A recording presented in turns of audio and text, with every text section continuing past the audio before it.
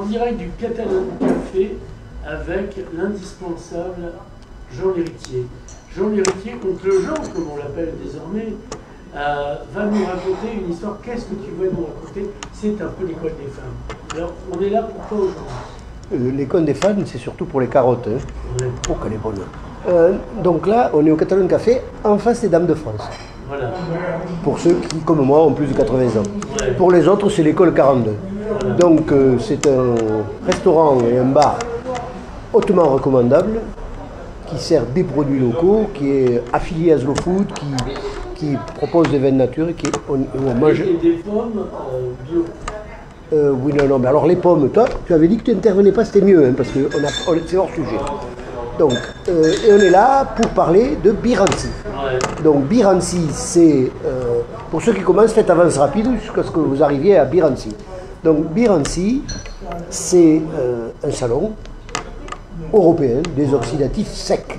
Donc, il faut commencer par dire, il existe. Salon de Rancio. Non, je demande. Non, mais arrête de me couper, c'est pas possible, ça ne durera pas 5 minutes. Saigne pas, je t'ai pas coupé. Je recommence. Il veut que ça dure 5 minutes, mais bon. D'abord, il y a les vins oxydatifs et les vins pas oxydatifs. Les vins pas oxydatifs, c'est la plupart des vins, parce qu'on les protège de l'oxydation. Les vins oxydatifs, ça peut être soit parce qu'on les a mal protégés, soit parce qu'on a voulu qu'ils soient oxydatifs pour différentes raisons. C'est ça qu'on appelle les vins oxydatifs. Et dans cette famille, il y a deux sous-familles, les vins oxydatifs secs et les vins oxydatifs doux. Voilà. Or, il se trouve que chez nous, les vins oxydatifs doux sont protégés par des appellations qu'on appelle les vins doux naturels. Et puis c'est une famille, les vins oxydatifs doux, qui n'est pas au sujet. Nous, on s'est aperçu que les oxydatifs secs, d'abord on s'est aperçu qu'il y en avait un représentant exceptionnel qui est le Rancio Sec du Roussillon, qui était orphelin. Donc il y a 20 ans, on a créé une association. Cette association a obtenu pour le Rancio Sec du Roussillon, donc un vin oxydatif sec catalan, on a obtenu une IGP depuis 2011. Et ensuite, on s'est dit, pour promouvoir encore ce vin qui a une faible notoriété, on va faire un salon. Donc pendant les années 2010, on a fait 2 ou 3 salons des Rancio Secs. Et puis à un moment, Les archives de l'archipel Contratalent. probablement. Tu sauras, il va faire une recherche pour dire aux gens, quand ils regarderont cette interview, où on peut trouver d'anciennes interviews concernant ces salons. Mais ce qui est intéressant, c'est que vers 2017 ou 2018, on a décidé que le plus intéressant finalement à faire, plutôt que de pérenniser un rendez-vous tous les 2 ans des Rancio Secs de Roussillon, même si c'était utile, c'est de l'élargir à tous les oxydatifs secs qui existent dans la région européenne. Pourquoi l'élargir à tous les oxydatifs secs? Parce que ça n'existe pas. En fait, il y a un salon des vins oxydatifs doux à Jerez, Xérès, comme disent les Français, ou Sherry, comme disent les amoureux et les Anglais. Mais ce salon s'appelle Vin Noble, il est réservé à des vins liquoreux, doux, c'est-à-dire sucrés. Donc il n'y avait rien qui permette de réunir cette famille.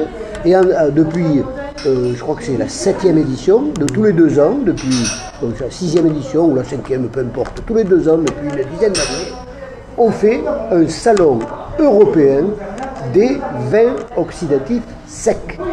Donc, ce lundi 10 novembre, c'est la 1e édition. Il y a pratiquement chaque fois entre 70 et 90, on a tendance à augmenter, on a 90 participants. Il y a bien sûr une très forte proportion de domaines catalans du Nord, à peu près 30 ou 35. Il y a aussi une bonne quinzaine de représentants, 10 à 15 chaque fois, de catalans du Sud, c'est-à-dire que les producteurs de Rancio Sec, c'est le nom, Biranci Sec, qu'on donne à ce... Le premier avait eu lieu d'ailleurs en Asmaroc. En 2012, le premier que j'avais organisé, c'est 14 peut-être. Ça date du documentaire. D'accord, donc en 2014, très bien. J'étais convaincu que c'était 12, donc de 14, on a fait ça au Masmaroc, chez les frères Roca, Voilà. à l'invitation, sur ma demande, de Joseph Roque, dit Pitou, qui avait voulu promouvoir cette initiative. Tu lui diras que tu es désolé, leur nom a brûlé. Alors, à cette époque-là, on avait pu le faire parce qu'il aurait aimé Ouais. que cette action pour promouvoir les Albiranci soit élargi à la Catalogne Sud. Ouais. Et malheureusement, ça prend difficilement, pour différentes raisons que je ne vais pas aborder maintenant, mais qui existent, qui sont connues. Et donc, nous, on fait notre chemin, et on fait venir chaque fois des Catalans du Sud qui font le même vin que nous, qui s'appelle de la même manière Albiransi. Et donc, là, la nouveauté, c'est que nous avons fait 4 éditions, 70-80 participants. Là, on est à 90 participants. Tous présentent des vins oxydatifs. Avec là, à ce point, je suis obligé, pour ceux qui ont eu le courage de tenir jusqu'à maintenant, je suis obligé de préciser que pour qu'il soit oxydatif, il y a une solution très simple. C'est que, il y a plusieurs solutions, mais il y en a une qui est très simple, c'est que lorsqu'il est dans le tonneau, par évaporation naturelle, le vin voit son niveau baisser, et plus il baisse compte tenu de la forme du tonneau, plus la partie exposée à l'air qui provoque l'oxydation est importante. Ce qui fait que pour éviter ça, dans un vin normal, on fait ce qu'on appelle le louillage, c'est-à-dire qu'on refait le niveau, on remplit le tonneau pour que le vin ne s'expose pas trop à l'air et ne s'oxyde pas. Donc comme là on cherche l'oxydation, on laisse le niveau baisser et du coup le vin s'oxyde plus vite, ce qui fait qu'on dit que ces vins sont des vins non nouillés. Et là, les quelques centaines de vins qu'on goûtera ce lundi 10 novembre au salon Biranci 2025 sont tous des vins qui ont été élevés non nouillés. Alors il existe quelques particularismes, des gens qui font vieillir momentanément le vin dans des bonbonnes pour accélérer l'oxydation par la lumière, car l'oxydation se fait soit par l'air, soit par la lumière. Mais après il faut passer un moment dans le bois pour avoir un vrai oxydatif. Voilà, donc 90 participants, il y a des vins du Jura, parce que le célèbre vin jaune fait partie de la même famille. Le vin jaune a une particularité qui explique bien cette histoire d'évaporation, c'est que la bouteille s'appelle Clavelin, c'est une bouteille particulière, la bouteille du vin jaune. Et en fait, elle fait 60 centilitres. La légende voudrait que ce soit les anciens l'aient adopté dans le passé, parce que 60 centilitres, c'est ce qui reste de 100 centilitres 6 ans après, du fait de l'évaporation. Voilà. Donc ça donne un ordre de grandeur. Quand vous laissez le vin dans un tonneau, alors ça dépend, est-ce qu'il c'est humide, est-ce qu'il fait chaud, etc. Mais disons que dans le temps, on se met à perdre 30-40%. Certains vins qui sont là depuis 80 ou 100 ans, il n'y en a pas beaucoup, mais il y en a quelques-uns au salon, eux, ils sont à un tiers, c'est-à-dire qu'avec des décennies et des décennies, ils ont perdu, sans ouillage, jusqu'à 60 ou 70% de leur niveau. Mais globalement, ces vins-là sont tous non nouillés, c'est-à-dire avec recherche d'oxydation. Et sec. Sec, ça veut dire qu'il y a, en France, un vin blanc est appelé sec quand il y a moins de 4 grammes de sucre par litre.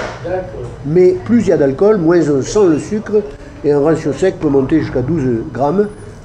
Ces vins peuvent avoir quelques 8-10 grammes. Un palais normal ne repère pas le sucre. Lorsqu'un vin est à fort degré, un palais normal ne repère pas le sucre. Donc voilà, des vins secs, des vins non nouillés et oxydatifs, et 90 domaines qui font goûter plusieurs vins, donc quelques centaines de vins. La nouveauté, pour le salon qui a lieu ce lundi 10 novembre, la nouveauté, c'est que jusqu'à maintenant, on le faisait dans la galerie d'art contemporain, qui est à côté de la gare de Perpignan, à 100 mètres du centre du monde. Et pour cette édition, pour différentes raisons, mais parce qu'on avait besoin d'un peu plus d'espace et que l'endroit est assez exceptionnel, on le fait dans les caves bières, au pied des grands foudres des caves bières, donc dans un cadre dédié au vin depuis plus de 100 ans et exceptionnel sur le plan visuel. Voilà, donc on aura 90 producteurs aux caves de bière lundi 20 novembre. Ça commence à 10h, ça finit à 17h, à 19h, pardon. Tout ça, il faudra que tu le vérifies et que tu le mettes en tête du... C'est peut-être marqué... Ah oui, là, oui, alors voilà l'affiche du salon. L'affiche du salon, avec le programme, il y a un trophée des vins oxydatifs, c'est-à-dire qu'un jury va récompenser les meilleurs vins. Il y a un atelier d'accord avec les ratios secs à 11h, qui sera un atelier avec des mets s'accordant avec les ratios secs. À 11h30, votre serviteur va organiser une dégustation de vieux millésimes de ratios secs. Donc, alors on va faire une vidéo spéciale. Alors là, je ne l'ai pas relu un peu vite, il y a 2 fautes d'orthographe. dégustation au pluriel au lieu du singulier et rancio au singulier au lieu du pluriel. Mais c'est pas grave, j'avais qu'à le lire. Et une vente aux enchères d'une œuvre de Paul Schramm, qui est un tableau qui s'appelle L'or du temps. Voilà, en ce qui concerne la dégustation de très vieux rancio sec, elle est malheureusement déjà complète. Donc, peut-être qu'il en reste une ou deux places. Ouais. Allez sur le site, c'est Instagram. Alors, et Facebook. Tu m'as dit, il est du 19e siècle. Pardon? Il date du 19e siècle. Lequel? Non, mais 1848, assez début. Non, mais là tu es en train de mélanger. Tu parles de l'autre enregistrement qu'on va faire. Oui. On en parle tout à l'heure. Je termine puisque j'ai 5 minutes. Comme chez toi. Eh bien, voilà, donc c'était l'horaire 10h, 19h, c'est ce que j'avais dit.